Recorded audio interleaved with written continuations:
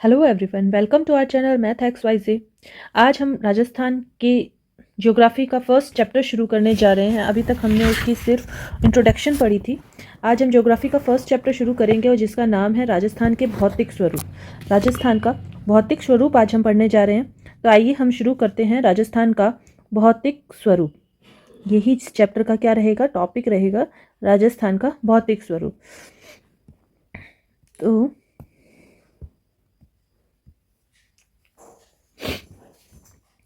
तो राजस्थान का जो भौतिक स्वरूप है बहुत सारी विविधता लिए हुए हैं, और कहीं पहाड़ियां हैं, कहीं पठारी भाग है, कहीं मैदानी भाग है, कहीं रेतीले भागों में विभक्त है। राजस्थान विश्व के प्राचीनतम भूखंडों में से एक है। कार्निफेरस युग में पृथ्वी के स्थल खंड आपस में जुड़े हुए थे, जो पेंजिया नाम से जाने जाते थे। जुरासिक युग में पेंजिया के विभाजन के फलस्वरूप उत्तर में अंगारा तथा दक्षिण में गोंडवाना लैंड नामक स्थलीय भागों का निर्माण हुआ। इन दोनों स्थलीय भागों के बीच एक संकीर्ण महासागर का निर्माण हुआ, जिसे तैथिस सागर कहा गया। तो ये क्या है, ये क्या है, आइए देखते हैं। इसमें क्या है, पहले हमारी एक पृथ्वी थी, पूरी ऐसे गोल पृथ्वी थी, और इस पृथ्वी के अंदर जो कार्निफेरस युग था, कार्निफेरस युग की अगर बात करें तो इसमें जो पृथ्वी के जो स्थल खंड थे वो आपस में ऐसे जुड़े हुए थे। सिर्फ ये स्थल खंड था, ये वाला जो भाग है ये क्या था, स्थल खंड था। बाकी ये वाला यहाँ पे पूरा का पूरा, ये जो आपको दिख रहा है ये पूरा का पूरा क्या था, जल था यहाँ पे। तो ये स्थल खंड था और ये जलीय खंड था, जिसे हम इस स्थल खंड को हम क्या बोलते थे, पेंजिया। इसका नाम था पेंजिया, इसका नाम था पेंजिया। फिर पेंजिया में क्या हुआ, जैसे जैसे समय बीता जुरासिक युग आ गया, जुरासिक युग आ गया, फिर पेंजिया का विभाजन हुआ। और पेंजिया का जब विभाजन हुआ तो ये हमारी अर्थ है, और पेंजिया दो भागों में विभाजित हुआ, दो भागों में विभाजित हुआ। एक भाग क्या कहलाने लगा, जो उत्तर का भाग था, उत्तर की तरफ वाला, इस वाले भाग को तो बोला गोंडवाना लैंड, अंगारा लैंड। उत्तर के भाग को क्या बोला, अंगारा लैंड, और दक्षिण के भाग को क्या बोला, Gondwana land, Gondwana land. Is it clear. तो क्या कहानी थी कि सबसे पहले जो हमारे राजस्थान का जो भौतिक स्वरूप है वो कैसे आया। तो सबसे पहले हमारे राजस्थान के भौतिक स्वरूप में हम क्या क्या देखते हैं, पहाड़ियाँ देखते हैं, पठारी भाग देखते हैं, मैदान देखते हैं, और रेतीले भागों में विभक्त किया गया, अलग अलग चीज़ें हैं।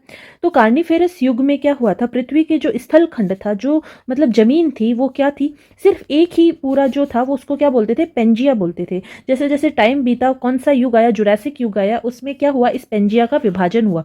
पेंजिया का विभाजन हुआ तो दो स्थल खंड बने, एक ये वाला और एक ये वाला, एक उत्तर साइड में और एक दक्षिण साइड में। तो उत्तर वाले को क्या बोला, अंगारा लैंड बोला, और दक्षिण वाले को क्या बोला, गोंडवाना लैंड बोला।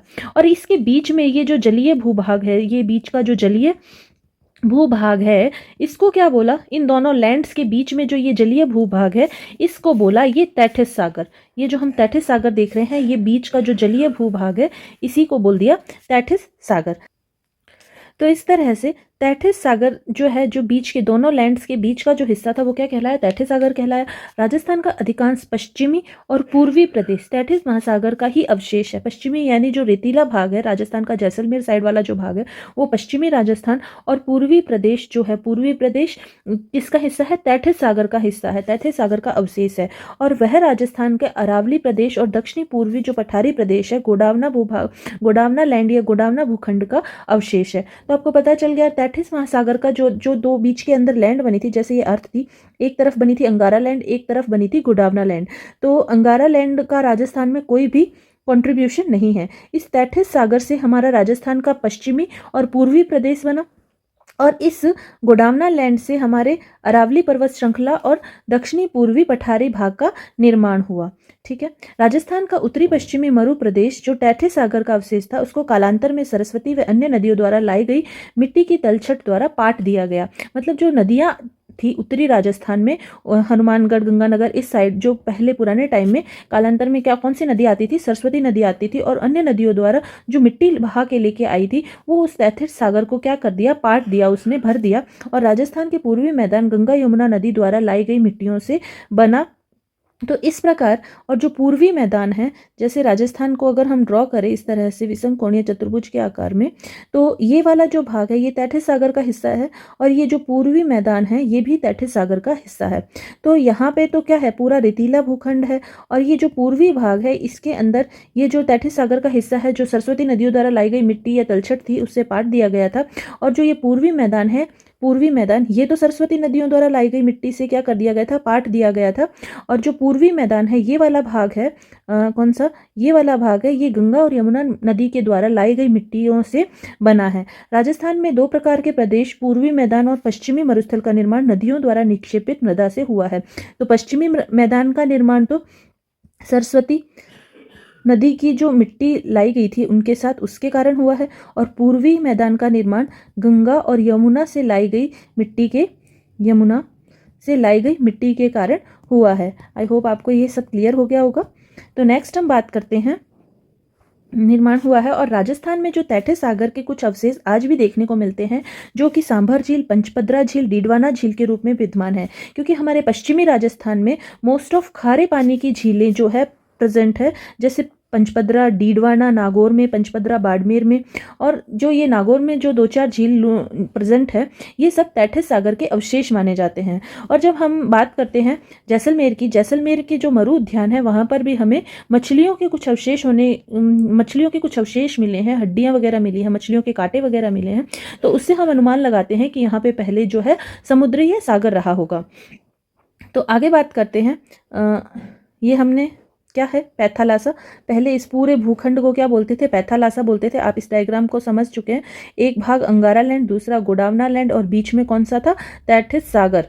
तैथिस सागर था। गोडावना लैंड से हमारे कौन से भूभाग बने हैं, और तैथिस सागर से कौन से भूभाग बने हैं। तो गोडावना लैंड से जो अवशेष है वो हमारे क्या है, अरावली पर्वतमाला, और ये जो पूर्वी मैदान है, तो ये वाला जो भाग है दक्षिणी पूर्वी मैदान, ये गोडावना लैंड के अवशेष है। और अगर हम बात करें तैथिस सागर के अवशेष की, तो हमारा ये पश्चिमी मरुस्थल वाला भाग, पश्चिमी मरुस्थल वाला भाग और पूर्वी भाग, ये जो है तैथिस सागर का अवशेष है। पश्चिमी मरुस्थल का जो भाग है ये तैथिस सागर सरस्वती नदियों द्वारा लाई गई तलछट द्वारा आट दिया गया, और ये जो पूर्वी मैदान है ये गंगा और यमुना द्वारा लाई गई मिट्टियों से क्या कर दिया गया, भर दिया गया। इस तरह से ये बना। चलिए आगे बात करते हैं। अब ये देखिए, ये राजस्थान में आपको दिख रहा है कितने भागों में विभाजित किया गया है। तो राजस्थान के भौतिक विभाग का आप ये डायग्राम देख रहे हैं। तो भौतिक विभाग, ये वाली जो आपको रेखा दिख रही है ये है हमारी 25 सेंटीमीटर वर्षा रेखा। 25 सेंटीमीटर वर्षा रेखा, वर्षा रेखा। इस रेखा के इस साइड का जो भाग है यहाँ पे 25 सेंटीमीटर से कम वर्षा होती है। ठीक है, ये जो शुष्क रेतीला भाग आपको दिख रहा है यहाँ पे कितनी वर्षा होती है, 25 सेंटीमीटर से कम वर्षा होती है। तो यहाँ पे इतनी कम वर्षा होती है, इसीलिए इस भाग को हम कहते हैं शुष्क रेतीला मैदान। इस भाग को हम क्या बोलते हैं, शुष्क रेतीला मैदान। ठीक है, यहाँ पे ज़्यादातर हमें क्या मिलेंगे, रेत के टीले मिलेंगे, अलग अलग तरह के रेत के टीले मिलेंगे, उनको हम आगे स्टडी करेंगे। इसके अलावा यहाँ पे आपको क्या मिलेगा, हामदा मरुस्थल मिलेगा, हमादा मरुस्थल मिलेगा, जो कि पथरीला मरुस्थल होता है। यहाँ पे रेत के टीले नहीं मिलते हैं, यहाँ पे चट्टानें होती है, और ये पथरीला मरुस्थल होता है जिसको हम क्या बोलते हैं, हमादा मरुस्थल। तो आपको आई होप ये क्लियर हो गया होगा। ये कौन सी रेखा हो गई हमारी, 25 सेमी वर्षा रेखा हो गई। उसके बाद अगर हम इस वाली रेखा की बात करें,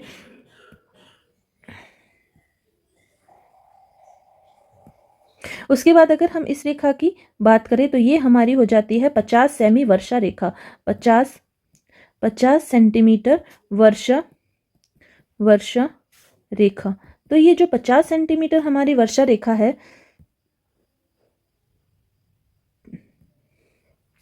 50 सेंटीमीटर वर्षा रेखा है, इस वाले भाग को हम बोलते हैं अर्ध मरुस्थलीय प्रदेश, अर्ध शुष्क मरुस्थलीय प्रदेश। ये वाला जो पार्ट था इसको बोलते हैं, यहाँ पे 25 सेंटीमीटर से कम वर्षा होती है, इसको बोलते हैं शुष्क रेतीला मैदान, इसको बोलते हैं अर्ध शुष्क मरुस्थलीय प्रदेश। इस अर्ध शुष्क मरुस्थलीय प्रदेश को फिर से हम 4 भागों में बांटते हैं। एक सबसे ऊपर वाला भाग दिख रहा है आपको घग्गर का मैदानी भाग, फिर उसके बाद आपको दिख रहा है ये शेखावटी का मरुस्थल, फिर नागौर उच्च भूमि, ये वाला भाग दिख रहा है नागौर उच्च भूमि। उसके बाद ये वाला जो भाग नीचे वाला दिख रहा है ये लूणी बेसिन कहलाता है। ठीक है, हमने क्या पढ़ा अभी तक, हम राजस्थान के भौतिक विभाग पढ़ रहे हैं। आप वापस से देखिए, ये वाली जो रेखा है ये हमारी 25 सेंटीमीटर वर्षा रेखा है। इसके इस तरफ जो पश्चिमी राजस्थान है, पश्चिमी राजस्थान में 25 सेंटीमीटर से कम बारिश होती है, इसको हम बोलते हैं शुष्क रेतीला मैदान। यहाँ का ये वाला जो भाग होगा पोखरण वाला भाग, यहाँ पे रेत के टीले नहीं पाए जाते हैं, रेत के टीले मुक्त क्षेत्र है, ये रेत के टीले युक्त क्षेत्र है। ठीक है, यहाँ पे रेत के टीले पाए जाएंगे, यहाँ पे नहीं पाए जाएंगे, तो इसको बोलते हैं हमदा हमदा हमादा मरुस्थल। हमादा मरुस्थल का किसको बोलते हैं, क्वेश्चन भी आता है। हमादा मरुस्थल पथरीला मरुस्थल होता है जहाँ पे रेत के टीले नहीं होते हैं। उसके बाद हमने पढ़ा 50 सेंटीमीटर वर्षा रेखा। 50 सेंटीमीटर वर्षा रेखा, ये वाला जो भाग होगा अर्ध शुष्क मरुस्थलीय प्रदेश कहलाएगा। इसको 4 भागों में हम स्टडी करेंगे। पहला गग्गर का मैदान, फिर शेखावटी क्षेत्र, नागौरी उच्च भूमि, ये बीच वाला जो भाग है ये नागौरी उच्च भूमि कहलाएगा। उसके बाद ये नीचे वाला भाग क्या कहलाएगा, लूणी बेसिन कहलाएगा। आई होप आपको अर्ध शुष्क मैदानी प्रदेश जो है क्लियर हो गया होगा। फिर हम बात करते हैं, ये वाली जो वर्षा रेखा है, ये जो वर्षा रेखा दिखाई दे रही है आपको, ये कौन सी वर्षा रेखा है, ये हमारी हो गई 75 सेंटीमीटर वर्षा रेखा। 75 सेंटीमीटर वर्षा रेखा, और यहाँ पे जो वर्षा होगी वो 75 सेंटीमीटर से 80 सेंटीमीटर के बीच में होगी। अच्छी खासी वर्षा यहाँ पे आपको देखने को मिलेगी। उसके बाद ये वाला जो भाग है ये आ जाता है हमारा 100 सेंटीमीटर वर्षा रेखा क्षेत्र, है ना। ये वाला यहाँ पे जो बारिश होगी वो 100 सेंटीमीटर तक हो जाती है, और ये वाला जो होता है ये 100 से 120 सेंटीमीटर तक वर्षा रेखा क्षेत्र में आता है। यहाँ पे वर्षा क्या होती है, सर्वाधिक होती है। तो हमारा जो ये अरावली वाला भाग है, अरावली वाला भाग कौन सा है, ये वाला जो भाग है ये अरावली का क्षेत्र है। ये अरावली का क्षेत्र हमारा जल विभाजक क्षेत्र भी कहलाता है, क्योंकि इस अरावली के क्षेत्र के इस साइड, मतलब दक्षिण के साइड वर्षा बहुत, इस साइड अरावली के इस साइड जो है वर्षा का जो रेट है वो बहुत हाई रहता है, वर्षा अधिक होती है। लेकिन अरावली के इस साइड जो है वर्षा क्या रहती है, कम होती है। तो आई होप आपको ये सब क्या हो जाएगा, क्लियर हो जाएगा। नेक्स्ट हम बात करेंगे महाद्वीपों की वर्तमान स्थिति के बारे में। महाद्वीपों की वर्तमान स्थिति, 1912 में जर्मन जलवायुवेत्ता अल्फ्रेड वैगनर ने महाद्वीपों के प्रवाह की संकल्पना प्रस्तुत की थी। महाद्वीपों के प्रवाह की संकल्पना किसने प्रस्तुत की, हमारे अल्फ्रेड वैगनर ने। इस संकल्पना में महत्वपूर्ण महाद्वीपीय स्थिति के तथ्य निम्न हैं। महाद्वीप के विस्थापन के समय कौन सा था, कार्निफोरस काल। हमने अभी अभी पढ़ा था, सबसे पहले जो लैंड थी वो पैथेलैसा लैंड थी, फिर उसके अंदर महाद्वीप, जो वो महाद्वीप था पैथेलैसा लैंड, वो क्या हुआ, विस्थापित हुआ और 2 लैंडों में टूटा था। तो महाद्वीप के विस्थापन का समय कौन सा था, ये वाली जो हमारी थ्योरी थी कि इन्होंने दी थी, अल्फ्रेड वैगनर ने दी थी। महाद्वीप के विस्थापन का समय कौन सा था, कार्निफोरस काल था। पृथ्वी पर एक जलीय भाग था, पैथेलैसा वृहद आकार का महासागर। बहुत बड़ा जो पैथेलैसा लैंड थी और पैथेलैसा जो बहुत बड़ा वाला महासागर था उसे कहते थे पैथेलैसा महासागर। पेंजिया के मध्य का जलीय भूभाग, जैसे ये वाला जो अर्थ था इसमें एक अंगारा लैंड बना था और एक क्या बना था, गोंडवाना लैंड। उसके बीच का जो भूभाग था, उसके बीच का ये वाला जो भूभाग था, इस वाले भूभाग को क्या नाम दिया था, इस वाले भूभाग को नाम दिया था तैथिस महासागर। ये वाला जो भूभाग है वो क्या कहलाया, तैथिस सागर। इन दोनों भूभाग के बीच के जो ये जलीय भाग था वो तैथिस सागर कहलाया। पेंजिया का उत्तरी भाग क्या कहलाता था, अंगारा लैंड। ये उत्तरी भाग अंगारा लैंड कहलाता था और ये दक्षिणी भाग हमारा गोंडवाना लैंड कहलाता था। वर्तमान में अंगारा लैंड के भूगर्भिक भाग उत्तरी अमेरिका, ग्रीनलैंड, यूरोप, एशिया का उत्तरी भाग। जो अंगारा लैंड है, अंगारा लैंड हमारे राजस्थान में बिल्कुल कंट्रीब्यूट नहीं करता। अगर ऑप्शन में आएगा तो आप अंगारा लैंड को वैसे ही एलिमिनेट कर दीजिएगा, क्योंकि इससे राजस्थान का कोई भूभाग नहीं बना है। अंगारा लैंड से निर्माण हुआ था उत्तरी अमेरिका का, ग्रीनलैंड का, यूरोप का और एशिया के उत्तरी भागों का। वर्तमान में गोंडवाना लैंड के भूगर्भिक भाग, गोंडवाना लैंड से कौन कौन से भाग निर्माण हुआ था, गोंडवाना लैंड से अफ्रीका, ऑस्ट्रेलिया, मेडागास्कर, प्रायद्वीपीय भारत का प्रायद्वीपीय भाग, एंटार्क्टिका, दक्षिणी अमेरिका क्षेत्र आते हैं, जिसका निर्माण किससे हुआ था, गोंडवाना लैंड से हुआ था। तो राजस्थान का अरावली पर्वतीय क्षेत्र और दक्षिणी पूर्वी अरावली पर्वतीय क्षेत्र का निर्माण किससे हुआ है, गोंडवाना लैंड से हुआ है। उसके अलावा पश्चिमी और पूर्वी जो मैदानी भाग है उसका निर्माण तैथिस महासागर से हुआ है। ये देखिए, ये है महाद्वीपीय विस्थापन थ्योरी, है ना, जो हमारे किसने दी थी, वैगनर साहब ने दी थी। और ये जो भाग था पूरा महासागरीय भाग, ये कौन सा भाग था, पैथेलासा। ये क्या कहलाता था, पैथेलासा। और ये जो भाग है, जो भी क्या है, स्थलीय भाग है, इसको हम बोलते थे पेंजिया। इसको क्या बोलते थे, पेंजिया बोलते थे। जो ये स्थलीय भाग था वो कहलाता था पेंजिया। जो पेंजिया में विस्थापन हुआ तो ये 2 भागों में टूट गया। ये ऊपर वाला अंगारा लैंड और नीचे वाला गोंडवाना लैंड बन गया। इस गोंडवाना लैंड से अफ्रीका, दक्षिणी अमेरिका, ऑस्ट्रेलिया और अंटार्कटिका महाद्वीप जो है हमारे बन गए, और यहाँ से उत्तरी अमेरिका, ग्रीनलैंड, यूरोप और एशिया का ऊपर वाला भाग, उत्तरी भाग जो है अंगारा लैंड से बना। अंगारा लैंड का कंट्रीब्यूशन भारत में बिल्कुल कम है, नहीं के बराबर है, और उसके अलावा अंगारा लैंड का राजस्थान में कोई कंट्रीब्यूशन है नहीं। राजस्थान में 33 महासागर से कुछ प्रदेश बने हैं और अंगारा ये गोंडवाना लैंड से कुछ प्रदेश बने हैं। चलिए, आई होप आपको ये बिल्कुल क्लियर हो गया होगा अब तो। अब बात करते हैं 7 महाद्वीप में एशिया, यूरोप, उत्तरी अमेरिका पृथ्वी के उत्तरी गोलार्ध में स्थित है। तो ये उत्तरी गोलार्ध में जो स्थित है वो किससे बने होंगे? ऑब्वियसली अंगारा लैंड से बने होंगे। 3 महाद्वीपों का क्षेत्रफल और जनसंख्या सभी महाद्वीपों से अधिक है, इसलिए उत्तरी गोलार्ध का स्थलीय गोलार्ध, उत्तरी गोलार्ध को क्या बोलते हैं? स्थलीय गोलार्ध बोलते हैं, क्योंकि वो लैंड हेमिस्फीयर है, वहाँ पे लैंड पार्ट ज़्यादा है। और उसको जन गोलार्ध भी बोलते हैं, क्योंकि वो उनको पीपल हेमिस्फीयर या लैंड हेमिस्फीयर बोलते हैं। जैसे ये वाला जो भाग है ये उत्तरी भाग है, यहाँ पे क्या है? लैंड ज़्यादा है, और यहाँ दक्षिणी भाग में क्या है? समुद्र ज़्यादा है, पानी ज़्यादा है, लैंड कम है। तो ये गोंडवाना लैंड और ये अंगारा लैंड, तो उत्तरी भाग में लैंड ज़्यादा होने के कारण इसको स्थलीय गोलार्ध बोल देते हैं, जन गोलार्ध बोल देते हैं। एशिया, यूरोप और अफ्रीका आपस में जुड़े हुए हैं, जिससे बड़े विश्व द्वीप ये एफ्रोशिया, एफ्रोशिया कहा जाता है। वर्ल्ड ग्रेटेस्ट आइसलैंड ये एफ्रोशिया कहा जाता है। ठीक है, चलिए आगे बात करते हैं। अब हम आते हैं राजस्थान के एक्सपेक्ट में। तो राजस्थान के भौतिक विभाजन हम कितने भागों में, हमने अभी मैप में पढ़ा था कि सबसे पहले पश्चिमी मरुस्थलीय प्रदेश, जो कि किससे 25 सेंटीमीटर वर्षा रेखा के पश्चिम की तरफ है। उसके बाद अरावली प्रदेश, पूर्वी मैदान प्रदेश और दक्षिणी पूर्वी पठारी प्रदेश। इन 4 भागों में हम राजस्थान के भौतिक विभाजन को पढ़ते हैं, जिसमें से पश्चिमी मरुस्थलीय प्रदेश 25 सेमी वर्षा रेखा से, और अरावली प्रदेश जो है हमारा जल विभाजक जो है का काम, जल विभाजन का जो है काम करता है। इसको राजस्थान को 2 भागों में बांटता है। एक तरफ हमारा अर्धशुष्क भाग आ जाता है, दूसरी तरफ 50 सेमी रेखा के इस साइड जो भाग होता है वो आर्द्र या उपाद्र भूमि में आ जाता है। तो पूर्वी मैदान और दक्षिणी पूर्वी मैदान जो है हमारे अरावली प्रदेश के दक्षिण में स्थित है, दक्षिण पूर्व में स्थित है। तो इस कारण यहाँ पे जो वर्षा होती है काफ़ी अच्छी होती है। ये 50 सेंटीमीटर से अधिक वर्षा रेखा क्षेत्र में आते हैं। जैसे पूर्वी की बात करें तो ये 75 से 80 सेंटीमीटर वर्षा रेखा क्षेत्र में, और दक्षिणी की बात करें तो ये 80 से 100 सेंटीमीटर वर्षा रेखा क्षेत्र में आते हैं। तो आगे बात करते हैं। ये देखिए, ये समवर्षा रेखा और भौतिक विभाग है। जो 25 सेंटीमीटर समवर्षा रेखा थार मरुस्थल को 2 भागों में विभाजित करती है। ठीक है, तो हमारा थार का मरुस्थल कौन सा है? सबसे पहली बात तो ये बात आती है।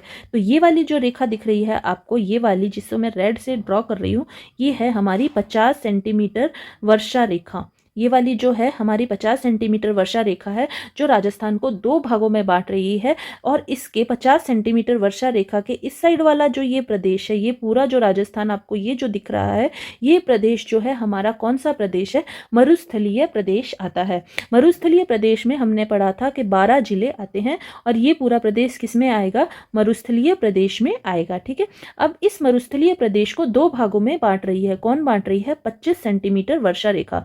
ये 50 सेंटीमीटर वर्षा रेखा के इस साइड वाला सारा भाग, पश्चिम की तरफ जो भाग है वो सारा मरुस्थलीय प्रदेश है। अब ये जो 25 सेंटीमीटर की वर्षा है इसको 2 भागों में बांटती है।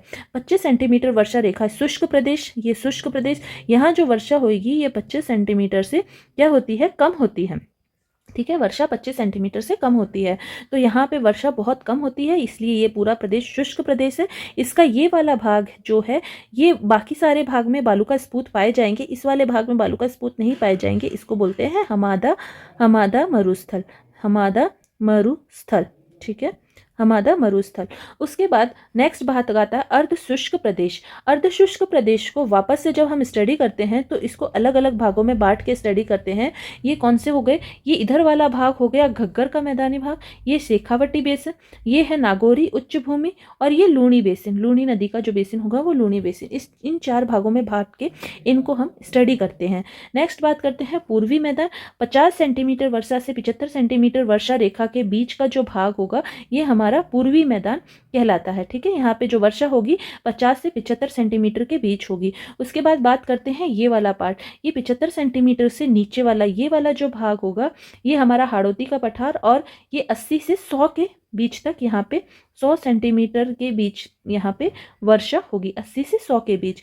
तो यहाँ वाला ये जो झालावाड़ वाला इलाका है ये हमारे राजस्थान का सबसे अधिक वर्षा प्राप्त करने वाला जिला है। अगर आपसे पूछा जाए कौन सा जिला सबसे अधिक वर्षा प्राप्त करता है तो ये झालावाड़ वाला जो इलाका है सबसे अधिक आर्द्र और सबसे अधिक वर्षा प्राप्त करता है। अगर जिला पूछा जाए तो हम बोलेंगे सबसे अधिक वर्षा प्राप्त करने वाला जिला कौन सा है, झालावाड़, और आर्द्र जिला कौन सा है, झालावाड़। लेकिन स्थान पूछा जाए तो हमारा सबसे अधिक वर्षा प्राप्त करने वाला स्थान और सबसे आर्द्र जिला, अगर जिला तो झालावाड़ होगा, लेकिन स्थान की बात करें तो ये हमारा हो जाएगा माउंट आबू। तो आप इस मैप को बहुत अच्छे से स्टडी कर लीजिएगा, क्योंकि अगर हम भौतिक प्रदेश को स्टडी कर रहे हैं तो पहले हमें कम से कम इतना जो है ऊपर का पता होना चाहिए, सुपरफिशली इतना नॉलेज होना चाहिए, फिर हम इसके अंदर की बातों को स्टडी अब आगे करते हैं।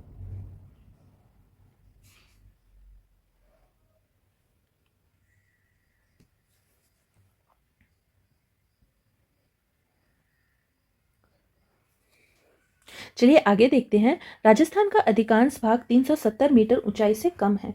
दक्षिणी पूर्वी पठारी प्रदेश अरावली क्षेत्र 370 मीटर से अधिक ऊंचाई का है। पूर्वी मैदान का ढाल दक्षिणी पश्चिम की ओर से उत्तर पूर्व की ओर है।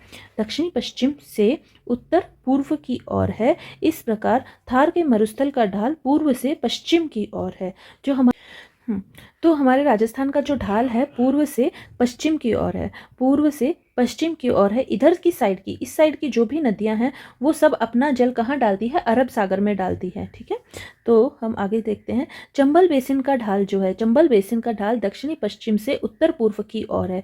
ये चंबल बेसिन हमारा, यहाँ से चंबल नदी, ये कोटा और इस साइड जो चंबल नदी बहती है, इसका ढाल जो है कहाँ से कहाँ तक है, देखिए चंबल बेसिन का ढाल दक्षिण पश्चिम से उत्तर पूर्व की ओर है। इस प्रकार अरावली की ऊंचाई भी दक्षिण पश्चिम से उत्तर पूर्व की ओर घटती जाती है और माही का मैदान का ढाल पूर्व से पश्चिम की ओर होता है। तो देखिए यहाँ की जो नदियाँ होंगी वो सारा जल अपना इस साइड लेके आएगी और ये जाके बंगाल की खाड़ी में गिरेगी। इस साइड की जो नदियाँ हैं वो अपना जल कहाँ ले जाएगी, बंगाल की खाड़ी में ले जाएगी। इस साइड वाली जो नदियाँ हैं वो सब अपना जल अरब सागर की ओर ले जाएगी। आई होप क्लियर हो गया होगा। इन भौतिक विभागों का जनसंख्या एवं क्षेत्रफल के अनुसार वर्गीकरण निम्न है। तो आइए देखते हैं। पश्चिमी रेतीला मैदान कितना प्रतिशत भूभाग बनाता है, ये लगभग 60% भूभाग बनाता है और यहाँ पे लगभग 40% जनसंख्या निवास करती है। ये वेरी करता है बुक टू बुक, कई बुकों में ये 40% लिखा होता है और इस वाली बुक में ये 30% लिखा हुआ है। तो कौन कौन से जिले हैं जो हमारे पश्चिमी मरुस्थलीय भाग में आते हैं, तो ये हमारे हो गए जैसलमेर, बाड़मेर, जोधपुर, हनुमानगढ़, बीकानेर, जालोर, गंगानगर, चूरू, नागौर, पाली, सीकर और झुंझुनू। ये सारे जिले हमारे पश्चिमी रेतीला मैदान बनाते हैं और ये कितने प्रतिशत भूभाग आता है, 60% भूभाग आता है लगभग। पूर्वी मैदान का जो भाग है वो 23.3% है और यहाँ पे हमारी 40% जनसंख्या निवास करती है। अलवर, भरतपुर, टोंक, सवाई माधोपुर, करौली, जयपुर, दौसा और धौलपुर इसमें सम्मिलित होते हैं। मध्यवर्ती पहाड़ी प्रदेश में 9.1% भूभाग आता है। ये इंपॉर्टेंट है, ये क्वेश्चन आया हुआ है। जो अरावली वाला क्षेत्र है वो कितने प्रतिशत भूभाग को कवर करता है, 9.1% भूभाग को कवर करता है और यहाँ जनसंख्या प्रतिशत कितना निवास करता है, 17% निवास करता है। बांसवाड़ा, डूंगरपुर, उदयपुर, चित्तौड़गढ़, भीलवाड़ा, अजमेर, सिरोही, राजसमंद, प्रतापगढ़, अलवर और सीकर इसमें आते हैं। दक्षिणी पूर्वी पठार में 9.6% जो है भूभाग कवर होता है और इसमें हमारे राजस्थान का 13% जनसंख्या जो है निवास करती है। कोटा, बूंदी, झालावाड़, बारां, चित्तौड़गढ़ और भीलवाड़ा। राजस्थान में कुल रेगिस्तानी भाग है वो कितना है, मैंने आपको बताया था, ये 60% है लगभग और इसमें लगभग 40% जनसंख्या जो है हमारी निवास करती है। आई होप आपको ये क्लियर हुआ होगा और ये जो हमारी टेबल है ये बहुत ज़्यादा इंपॉर्टेंट है। आप इसका स्क्रीनशॉट ले लीजिए या आप इसकी शॉर्ट नोट्स जरूर मेंशन कीजिएगा अपने नोट्स में। विश्व में गर्म मरुस्थल महाद्वीप के पश्चिमी भागों में कर्क एवं मकर रेखाओं पर पाए जाते हैं। थार का मरुस्थल कर्क रेखीय मरुस्थल है जो कि भारतीय उपमहाद्वीप के उत्तरी पश्चिमी भाग में स्थित है।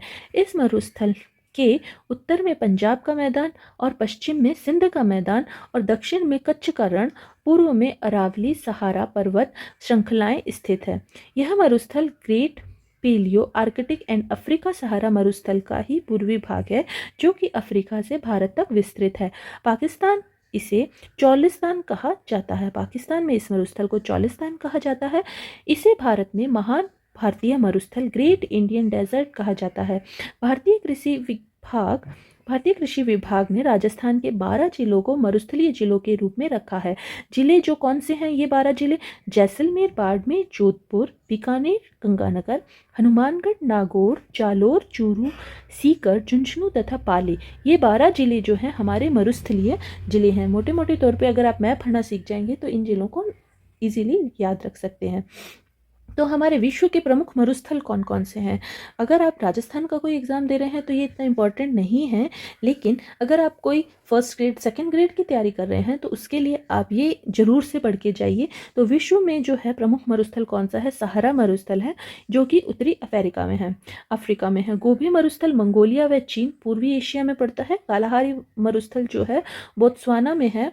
सोनोरान ये संयुक्त राज्य अमेरिका और मैक्सिको में है। पेंटागोनिया ये दक्षिणी अमेरिका और अर्जेंटीना और चिली में है। हुआ यह मध्य अमेरिका तथा उत्तरी अमेरिका मैक्सिको में है।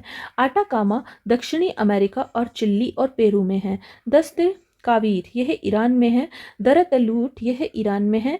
काराकुम यह तुर्कमेनिस्तान। और सबसे बड़ा गर्म मरुस्थल कौन सा है? सहारा मरुस्थल। सबसे बड़ा मरुस्थल कौन सा है? एंटार्क्टिका मरुस्थल। सबसे ठंडा मरुस्थल अंटार्कटिका। और सबसे बड़ा दूसरा मरुस्थल आर्कटिक जो है ये सबसे बड़ा दूसरा मरुस्थल है। तो नेक्स्ट वापस से आ जाते हैं हम पश्चिमी मरुस्थलीय प्रदेश का विस्तार। तो मूल मरुस्थलीय क्षेत्रफल इसका कितना है? जो हमारा पश्चिमी मरुस्थलीय क्षेत्रफल है वो है 1,75,000 वर्ग किलोमीटर।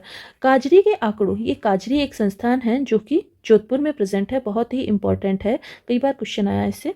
हम नेक्स्ट इसकी आगे चर्चा करेंगे, अनुसंधान केंद्रों में चर्चा होगी इसकी। काजरी के आंकड़ों के अनुसार थार मरुस्थल का राजस्थान में विस्तार 2,09,000 वर्ग किलोमीटर क्षेत्र में है, जो कि राजस्थान का 61.11% भाग है। इसरो के एटलस उपग्रह तथा काजरी के अनुसार इसे 67% भाग तक हो गया है। इसका विस्तार अब 67% भाग तक हो गया है। आपको पता ही है मरुस्थलीकरण होता जा रहा है, मरुस्थल फैलता जा रहा है। इसे राज्य में जिसमें राज्य की 40% जनसंख्या निवास करती है। पूर्वी सीमा अरावली के सहारे 50 सेमी वर्षा रेखा द्वारा निर्धारित की गई है तथा पश्चिमी सीमा भारत पाक अंतर्राष्ट्रीय सीमा रेडक्लिफ रेखा बनाती है। इस मरुस्थल का अक्षांशीय विस्तार 25 डिग्री से 30 डिग्री 12 मिनट उत्तरी अक्षांश तथा देशांतरीय विस्तार 69 डिग्री 30 मिनट से 76 डिग्री 45 मिनट पूर्वी देशांतर के मध्य है। इस मरुस्थल का जो ढाल है पूर्व से पश्चिम की तरफ तथा उत्तर से दक्षिण की तरफ है। तो आपको ढाल से क्वेश्चन बहुत बार आया हुआ है, आप इसका ध्यान रखिए थोड़ा सा। समुद्र तल से औसत ऊंचाई, समुद्र तल से जो औसत ऊंचाई है इसकी बहुत कम है, 200 से 300 मीटर ही ऊंचा है। उत्तरी उत्पत्ति जो है, उत्पत्ति की अगर बात करें तो हमने पढ़ा था जो पश्चिमी मरुस्थल है उसकी उत्पत्ति तैथिस सागर से मानी जाती है और यह क्षेत्र इयोसन काल में पाए जाने वाले तैथिस सागर का ही अवशेष है। यहाँ मिला मछली का दांत कालांतर में पाए जाने वाले तैथिस सागर की पुष्टि करता है। जो जैसलमेर में मरु उद्यान है वहाँ पे इसको प्रिजर्व रखा गया है संग्रहालय में, यहाँ पे मछली का दांत मिला है। भूमि का अविवेकी उपयोग, अनियंत्रित पशुचारण मरुस्थलीकरण की उत्पत्ति का प्रमुख कारण है। यह विश्व का सबसे नवीनतम मरुस्थल है।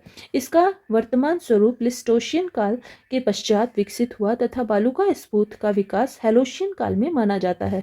जलवायु कौन सी है? उष्ण कटिबंधीय और शुष्क जलवायु है, क्योंकि यहाँ वर्षा जो होती है कितनी होती है? 20 से 50 सेंटीमीटर के बीच होती है।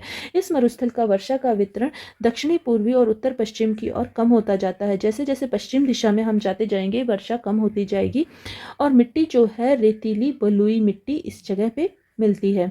अब पश्चिमी मरुस्थल का वर्गीकरण देखते हैं। पश्चिमी मरुस्थल को अगर हम स्टडी करते हैं तो इसको 2 भागों में बांटते हैं, शुष्क प्रदेश और अर्धशुष्क प्रदेश। शुष्क प्रदेश जो 25 सेंटीमीटर वर्षा रेखा के से जो कम वर्षा होती है उसको हम कहते हैं शुष्क प्रदेश, जहां 25 सेंटीमीटर वर्षा से कम वर्षा होती है, 25 सेंटीमीटर से कम वर्षा होती है, वो हमारा शुष्क प्रदेश हो गया पश्चिमी भाग। और अर्ध शुष्क प्रदेश जहाँ 25 से 50 सेंटीमीटर के बीच में जो है वर्षा रहती है। तो शुष्क प्रदेश को फिर से दो भागों में स्टडी करते हैं, बालुका स्फूत युक्त क्षेत्र और बालुका स्फूत मुक्त क्षेत्र। बालुका स्फूत युक्त क्षेत्र में बालू के स्फूत मिलेंगे और मुक्त क्षेत्र में बालू का स्फूत नहीं पाए जाएंगे। इसमें इसको हम बोलते हैं पथरीला मरुस्थल या हमादा मरुस्थल, हमादा मरुस्थल, ठीक है। और अर्धशुष्क क्षेत्र को हम चार भागों में बांटते हैं, लूणी बेसिन, गोडावड़ प्रदेश भी कहते हैं जिसे, शेखावटी प्रदेश, आंतरिक प्रवाह प्रदेश भी कहते हैं, नागौरी उच्च भूमि और खक्कर का मैदान। ये हम मैप में देख चुके हैं। तो आज की वीडियो में इतना ही, इससे आगे हम कल पढ़ेंगे। आप प्लीज़ इस चैनल पे अगर नए हैं तो इस चैनल को लाइक कर दीजिए, सब्सक्राइब कर दीजिए और रोज़ हमारे साथ इसी तरह से धीरे धीरे राजस्थान की ज्योग्राफी पढ़ते जाइए।